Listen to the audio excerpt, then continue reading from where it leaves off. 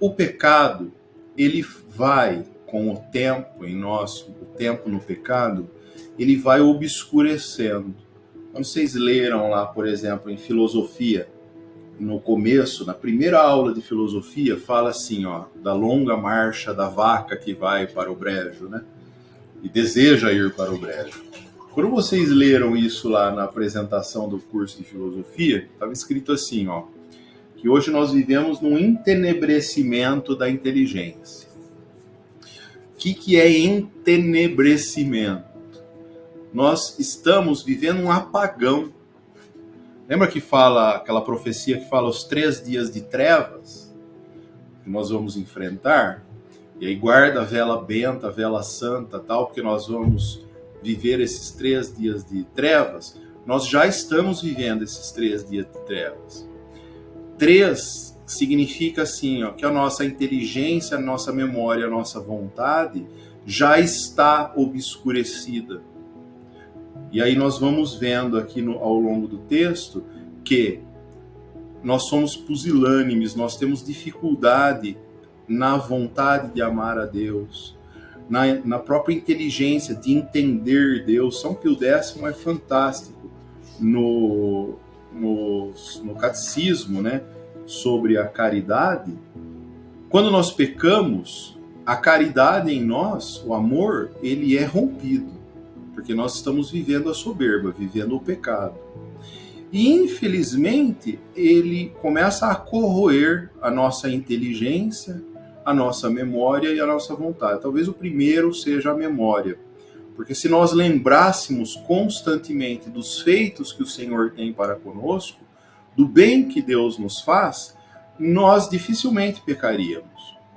Se nós, em nossos propósitos, diariamente nos encomendássemos aos santos, à Santíssima Virgem Maria, a Cristo constantemente em nossas orações, olha só a memória, né?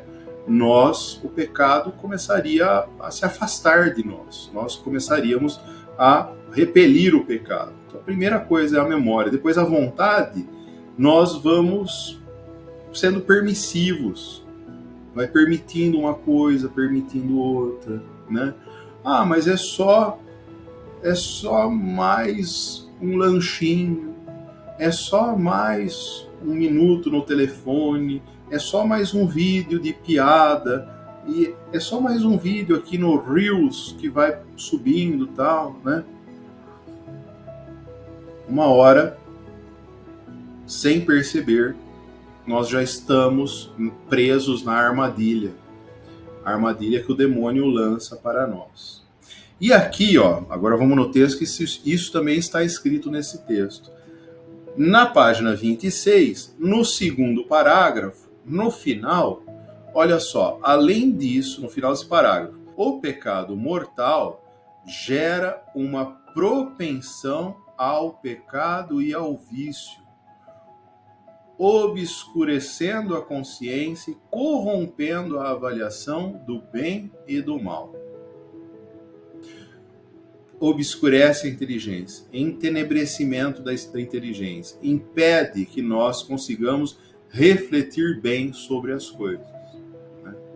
Eu mandei esses dias uma mensagem na plataforma aqui, eu estou meio abismado assim, com o que as pessoas não leem, não entendem. Eu tenho tentado falar claramente, escrever claramente, mas às vezes as pessoas não entendem, né? E por que não entendem? Pode ser que eu errei, pode ser que eu tenha escrito errado, tal, de um jeito que não é tão compreensível. Mas olha, as palavras, elas têm que ser entendidas claramente, de uma forma clara. Por exemplo, quando Cristo fala assim, isto é o meu corpo. Quando o padre diz, isto é o meu corpo, não é o corpo do padre, é o corpo de Cristo. Olha o poder que a palavra tem. Isto é o meu corpo. E o menino brincou, eu vi o Senhor na missa. Eu falei, eu também, vi o Senhor na missa. De fato, é o corpo. Olha a força que tem a palavra. Bom, então, o pecado obscurece a consciência e corrompe a avaliação do bem e do mal. Ou seja, a capacidade que nós temos da inteligência de discernir, de distinguir o certo do errado, o belo do feio, o bom do mal, o justo do injusto, ela começa a ficar deturpada. Em via de regra, dizemos que o pecado emburrece a pessoa, embrutece a pessoa fica bruta, como uma pedra. Isso ocorre porque, em primeiro lugar, é a graça santificante que abrilhanta a alma humana. Ou seja, vamos imaginar Santo Tomás de Aquino, a grande capacidade intelectual que este santo tinha. Em partes, ela se deveu aos estudos, mas não no todo. Tudo aquilo que Santo Tomás adquiriu de bem na inteligência foi através da via da oração. Ele era um homem de intimidade com Deus, ligado a Deus. É natural, então, que nós deveríamos buscar o mesmo caminho, essa relação mais íntima com Deus, para que nós pudéssemos alcançar aquilo que é da vontade dele e não da nossa.